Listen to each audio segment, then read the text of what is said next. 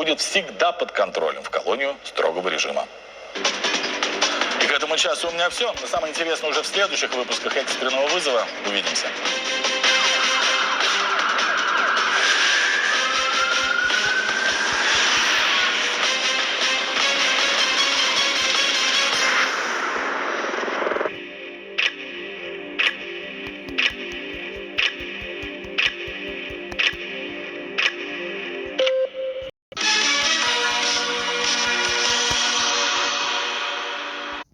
Малоподвижный образ жизни приводит к гиподинамии. Это ослабление мышечной деятельности. Особенно страдает сердечно-сосудистая система, снижается обмен веществ. Все это приводит к серьезным последствиям. Основные меры профилактики гиподинамии – физическая активность, прогулки на свежем воздухе, сбалансированное питание.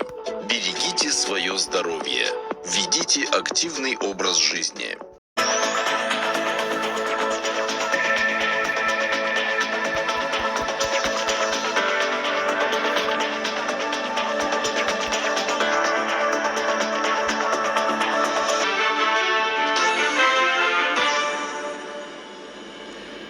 Добрый вечер. Вы смотрите новости на Якутии 24 в прямом эфире. В студии Влад Давыдов. Смотрите в выпуске.